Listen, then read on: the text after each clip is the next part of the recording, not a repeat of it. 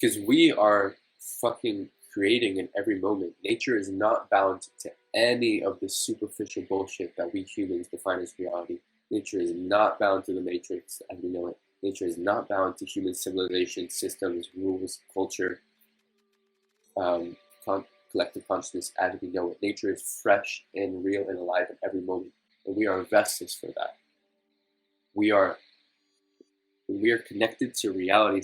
There's so much talk about getting real and checking out what's going on in the world, like being real, which brings us into pessimism. It brings us into it actually disconnects us from reality, because our perception of reality as a collective, as a species, has been twisted, and that's the whole point. Is we have had a false or distorted perception of what reality really is. We've mistaken reality for our ego's interpretations of reality, when reality is actually the all-inclusive nature, which goes deeper than the mind. So nothing we hold on to and try to rationalize is going to work. We have to create from this place of the unknown, and for that, the best medicine and gift we can do is to stop trying to hold on to who we are, and stop trying to remain, to realize the futileness of all these unconscious constructs that have been handed down to us by humans, by our conditioners, who have seen the unconditionally creative and liberated spirit of us as innocent children, and have put us in boxes, because that is what the ego does. It tries to control other people.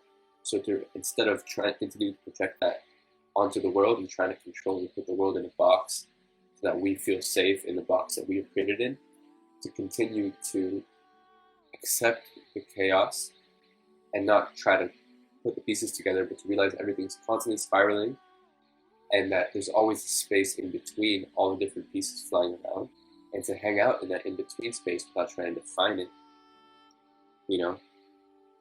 but to be really conscious when we're just hanging out, to not get comfortable in the old programs of like letting the weight of the world's collective unconscious, which is fighting really hard to grab a hold of our hearts and minds at this time, to be really conscious to not let that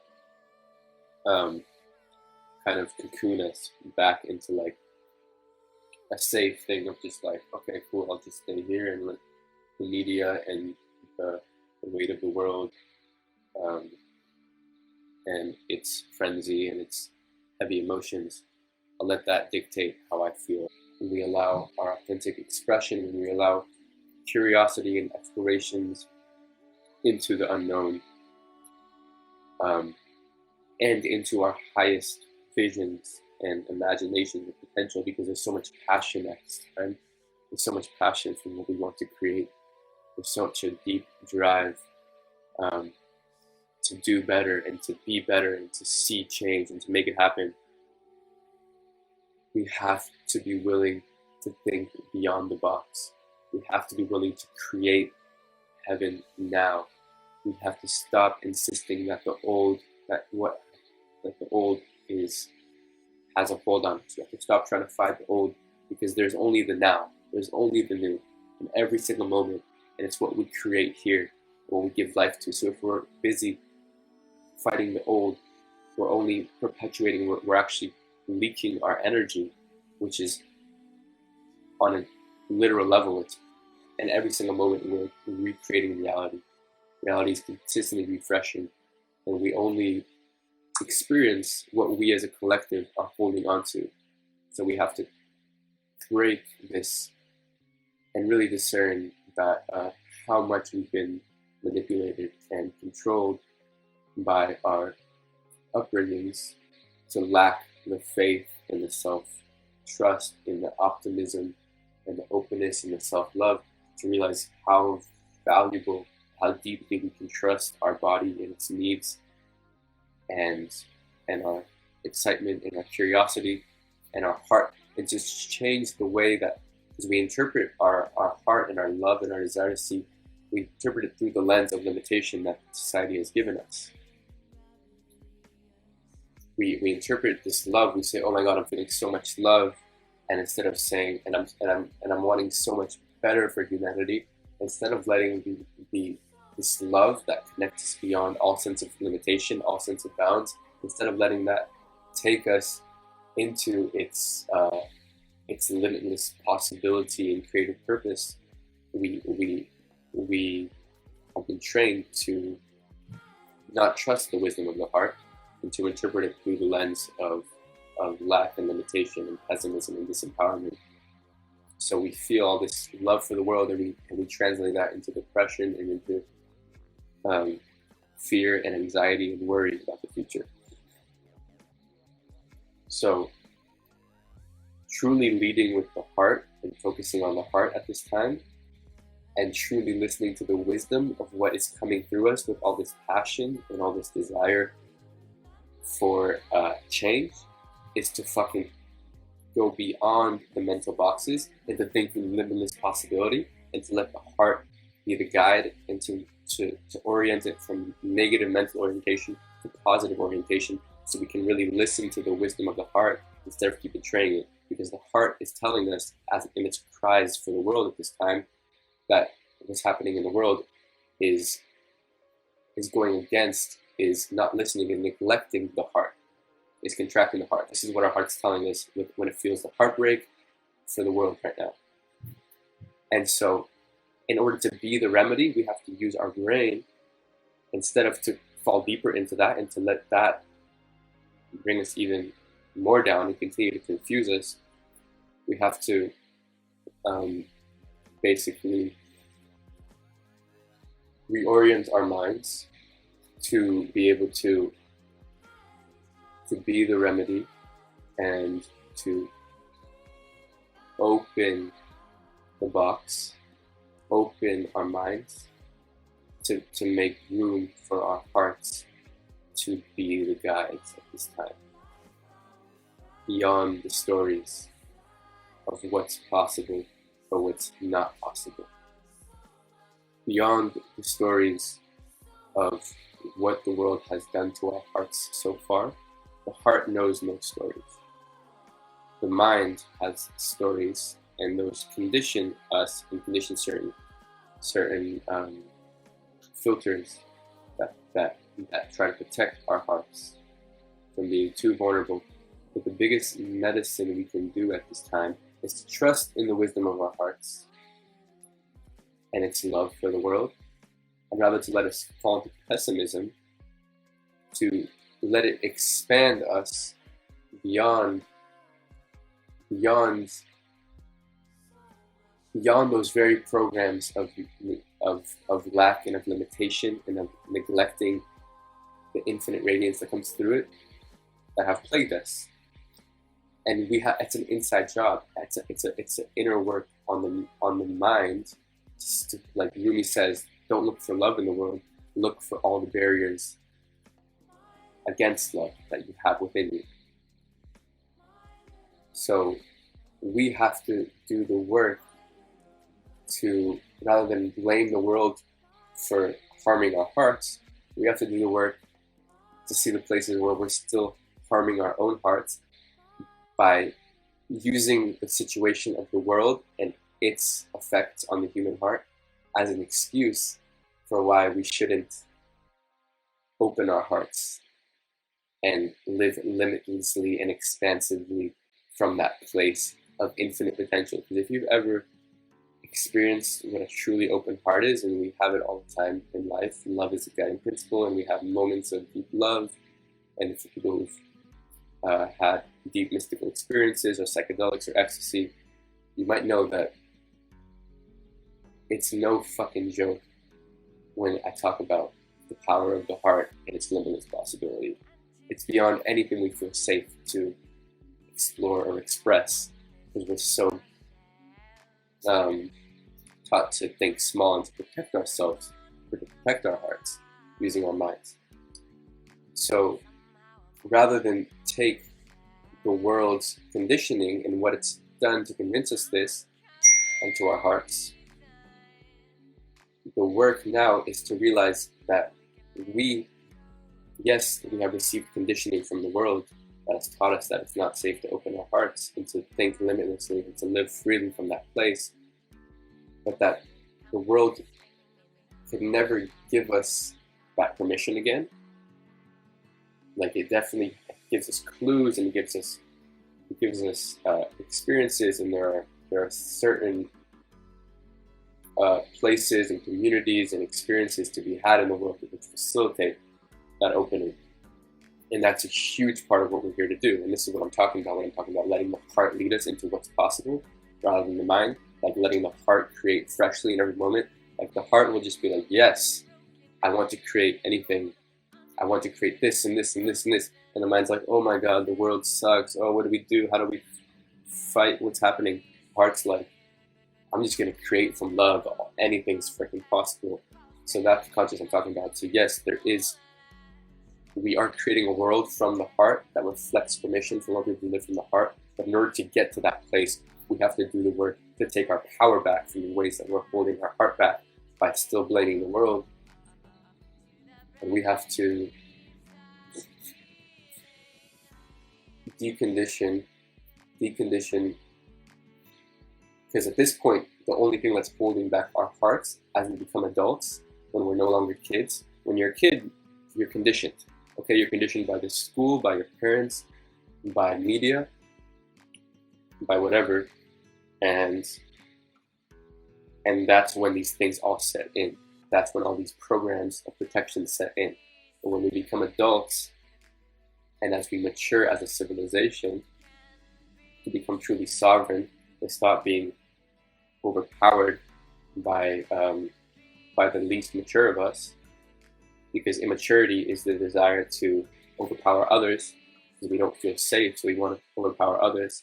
And maturity is actually self-responsibility and not blaming anything outside. And because if you blame outside, if there's something outside that's taken from you, then you're going to take from the world. So we reverse that and we mature. We're becoming self-responsible, sovereign individuals, and doing the work to decondition the places where we're still playing victim to all the programs the world has given us, to honor that, to do the deep grief and healing work and inner child work of being there for the parts of us, and finding community and therapists and medicine and meditation and whatever it is. Giving ourselves opportunities to heal in healing environments. But essentially, all this can only reflect permission for us to do the work to integrate the living experience where we are walking in the world from a new place of creativity rather than consumption. The unconsciousness is when we let these other people's thoughts run the show, and we have no idea, but all of our thoughts, so much of our thoughts, are not truly our own unique thoughts. The mind in itself, in its natural state, is quite empty and blank and serene and positive. Yeah, because the natural state of consciousness of the child, the inner child, the innocence within us and within humanity, is limitless, is play. And that's why Jesus said that you cannot enter the kingdom of heaven unless you become like children. So there's serious work to do. But the serious work is to lighten up. It's to become enlightened. The shadow work is for the sake of enlightenment. And it's not, if we're just in fight mode against the world, or in depression mode, or in contraction mode, or then we're still giving our power away. We're still trying to argue and negotiate with an old system. We're still giving our power away to that system. Because the true sovereignty, the true freedom, the true justice comes when we say, oh, you convinced me to believe that I have to fight you. You convinced me to believe that you have power over me that I have to take back. When the real only place where that happens is in our own minds. When we're young, it's conditioned into us. And as we grow up, we realize the only place where we're still giving power away and leaking our power away from our creative potential and what's wanting to come through us, and when we think that they have any power. that this world or this negativity has any power. So what I'm trying to say is basically there's a lot of positive momentum in this life, and it won't be found if you look out there. We're creating more out there scenarios through this video, through different cultures, festival style videos, content, through the spiritual awakening, we're learning to translate externally so that our children can grow up into an environment and be reflected, be content through which their heart can be supported in its curriculum of true evolution, of true natural expression, and true liberation. And it's profound, the amount of permission and possibility that there is at this time, but we just have to stop insisting and fighting for our pity and our sense of limitation. There is so much grief work to do, there's so much emotions to heal and to purge, and there's so much such a deep element of that. But for now, what I feel called to express and to channel and to represent is this voice of positivity and infinite potential, and this leading and this remembrance of the positive momentum that is here. On the other hand, there's also this perspective of dealing with the hurt and the trauma in the collective, and learning how to process and work with that in a conscious way, in a way that doesn't further project it onto others. Obviously, that's like the worst case scenario that we're all trying to heal from, is like what happens when we traumatized is often, if the trauma is really bad, a certain type of person will continue to perpetuate that trauma and project that trauma onto others. So that's what we're obviously waking up to, the insanity of that, and like, oh, this is not cool, this is not normal. We're done with that as a humanity. So that's the heart awakening and saying like no. And so then there's different places we can go with that when, you know, we've all been traumatized by this world. We're all in the trauma together, and the sad thing is when we create mental constructs based on the trauma that filter our experience of life as it is, which actually doesn't allow for healing. To truly become conscious and be with the trauma and learn from the trauma, it's definitely a huge part of this culture we're having to create, is acknowledging the pain, the collective pain that we all feel. And yeah, that's another conversation for another day, probably. Yeah, it's funny because the innocence of the childlike love is the scariest thing for us. It's what we're most terrified of. It's all our hardest defenses around our heart, our protective mechanisms from the profoundness and the ego debilitation of childlike spontaneity, love, and innocence. Because there's so much trauma there. And all of this shit in the world is just children. We all have this inner child, wounded children still seeking to know they're safe. Behind any malicious expression, demonic archetype is the same divine spark, the same inner child, the same holy child that didn't get nourished in love. That aspect of the universe explored what it would be like to forget what it is, to forget its belonging to the greater infinite womb that it's always a part of. And when we really remember that behind every violent aggressor in the universe is this inner child doing its best to seek and to relate to itself, to relate to the greater web of existence in the only way that it knows how, as an expression of its own internal experience in relation to itself. It gives us compassion and love to be like, oh, Okay, cool.